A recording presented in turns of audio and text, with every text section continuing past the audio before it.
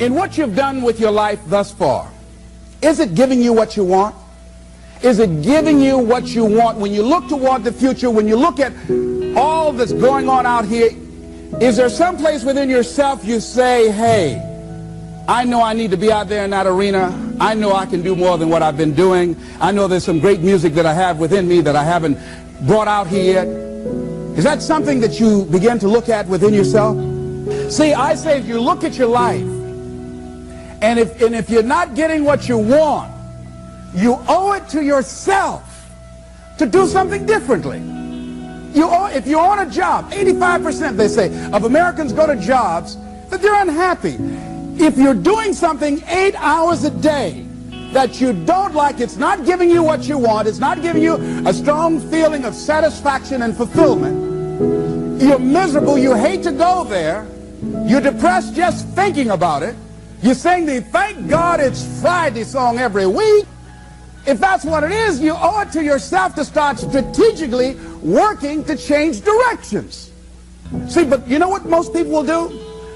Most people will resist change. Most people will fight change as if change would be worse than what they're experiencing.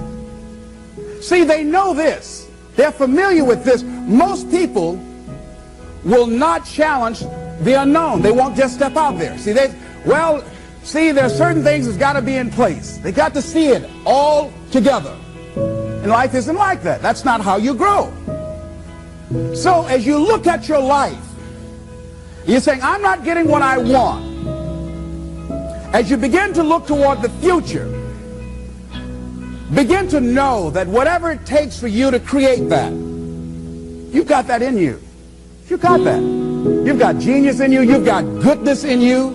You've got creativeness in you. If you decide to take the initiative to change the current quality of your life, I say to you that you will find that the universe is on your side, that life is on your side. Now, will it be turbulent? Yes. Will it be easy? No, no. Will you have some opposition? Yes. Will I make a lot of mistakes? Yes.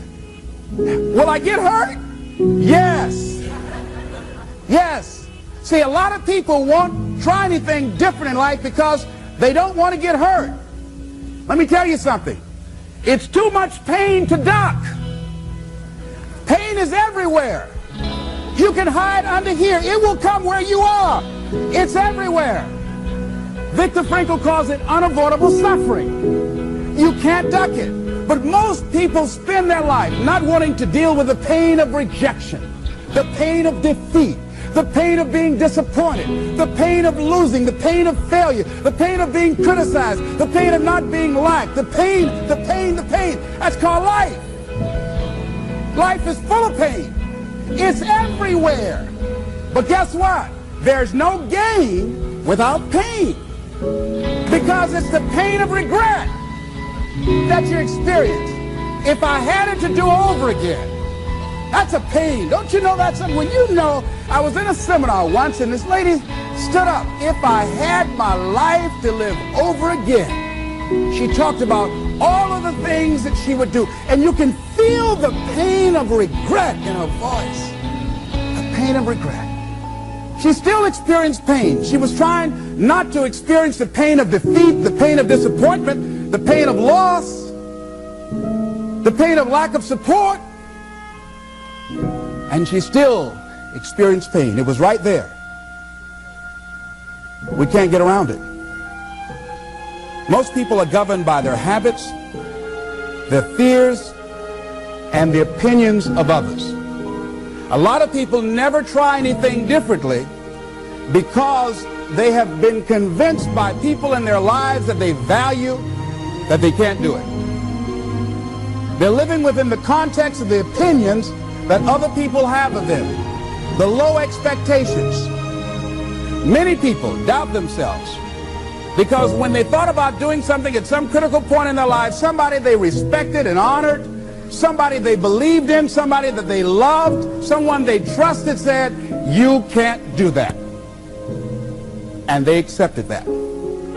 As you look at your life,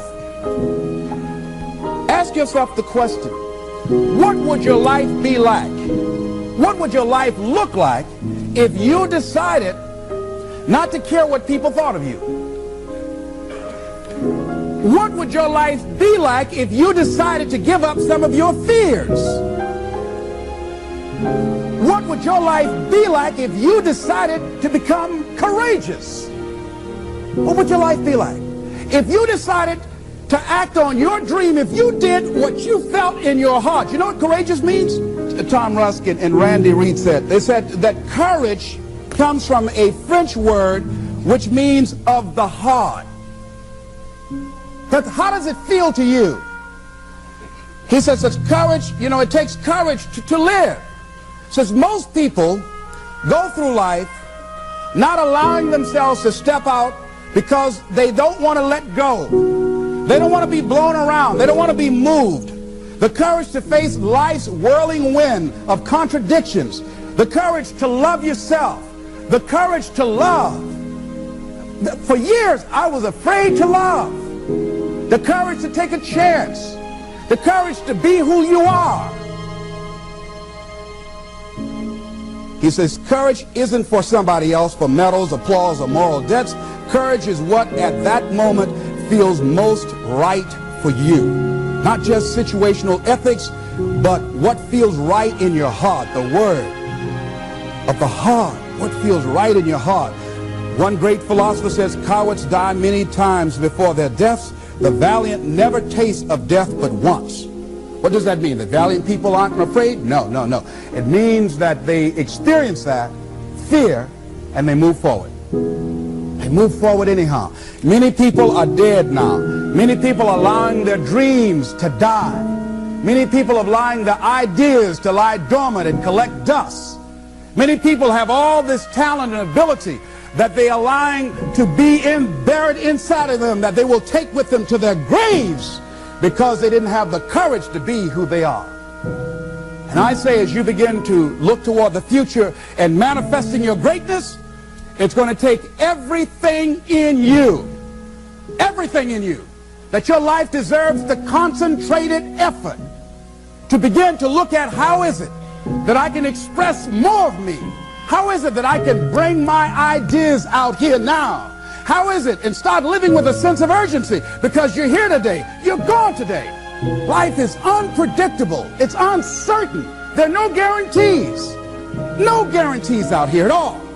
So holding back, what are you waiting on? Ask yourself, what's the benefit of your waiting? What's the benefit of your not living your dream? What's the benefit of not listening to yourself? Oh, please, listen to yourself. You know the feelings. If you start listening to the feelings in your heart, and I'm doing it now more every day, I find that my feelings, I can trust them. And I say to you that as you look toward the future, you look at life on a daily basis, if there's something that you have been given, if you've heard something within yourself that you know that what you're doing now doesn't fit for you, it doesn't work for you, it's not giving you what you want, and there's something else that you want to do, don't allow that inner doubt in you to talk you out of it, to build a case on why you can't have it, to tell you why you're not good enough. You ignore that inner voice and all of the external voices. Don't judge the possibilities for what you can do based upon the circumstances, because the circumstances won't determine who you are. Don't determine what you're able to do based upon your resources. Don't determine what's possible for you based upon where your life is right now. Where your life is right now is not you. That's just what it is right now. But the possibilities for you are unlimited. If you're in a rebuilding process, it's unlimited. If you're coming back from adversity and devastation, it's unlimited of what you can do. That's the capacity of human beings. It doesn't matter how many mistakes you've made. It doesn't matter how many flops you've had. It doesn't matter how much money you've lost. In fact, I see it only as an investment of what you learn from life. Not losses, but investments of what's possible for you. And I say to you that once you start listening to yourself, and as you begin to act on your dream, as you start just trying to find your way, doing what you can with what you have, you will start seeing things opening up for you. You'll start attracting people. You say, Where'd it come from? Things will start coming together, clicking for you. You say, whoa, you start brainstorming. Ideas will come out of nowhere as you focus on it. The key to it is to begin to focus on what it is you want to do. Why, Les? Why is that important? Because as you focus on that which you want to do, that which we focus on, that which we give our energy to, it will begin to multiply. It will begin to expand. It will begin to develop your consciousness. And out of that comes your greatness. Out of that comes a commitment. Out of that comes a passion for life. Out of that comes a special power that you have in you that you haven't even called on yet. See, the powers that we have will never reveal themselves if we don't challenge them, if we don't put ourselves in a position where we have to use them. So one of the most important things is reading a book that's a really interesting book called Instant Millionaire, and the guy said, put yourself in a position where you can't retreat, where it's do or die, sink or swim. Here's what you'll find out. You'll develop incredible swimming skills. You'll find yourself stroking unlike you've ever seen before. Through the inspiration of desperation, you'll become more creative than ever before. So what is it? How do we handle that whole piece? Throw your whole self into it. See, most people go at it tentatively. They don't give all their stuff. They don't concentrate. They don't put everything they've got in them. One guy wrote a book called All You Can Do Is All You Can Do. And all you can do is enough. But he said, make sure you do all you can do. And if we're honest this evening, we know that we haven't done all we can do. So as we look at the future, we can decide that from this day forward, as I look at my personal relationships, if I look at my professional relationships, if I look at my family relationships, if I look at all the dimensions of my life, looking at myself mentally, emotionally, and spiritually, I'm going to do all I can do to develop me, to bring my talent out here, to make a contribution to life. You want to make it in life, he said, number one, develop your mind. You don't get in life what you want, you get in life what you are. Number two, develop your communication skills. Once you open your mouth, you tell the world who you are. Three, practice the principle of OQP. Only quality people. Let us say together, only quality people. As you think about your goals and dreams, this is not for everybody. You want to build an organization with only quality people. Not people who need more, but people who want more. You want to surround yourself with people that are hungry. People that are hungry are willing to do the things today others won't do in order to have the things tomorrow others won't have. People that are hungry do what they know, not what they feel. See, I didn't do this for years because I knew it would be hard. And Mr. Washington said something to me. Mike Williams, my mentor, you want to go online and find his book, The Road to Your Best Stuff. He said something that grabbed me, and I want you to put this someplace where you can see it. See, you build this business through persistence. You got to affirm, I will persist until I succeed. You build it through patience. It takes time to grow orchids. It's faster to grow roses, but orchids, that takes time. You have to have persistence, you have to have patience and perseverance. It takes courage to come back again and again and again. Because in order to build the business, it's hard work. It's H-A-R-D and H-E-A-R-T. Are you with me there? Write this down. If you do what is easy, your life will be hard. But if you do what is hard, your life will be easy.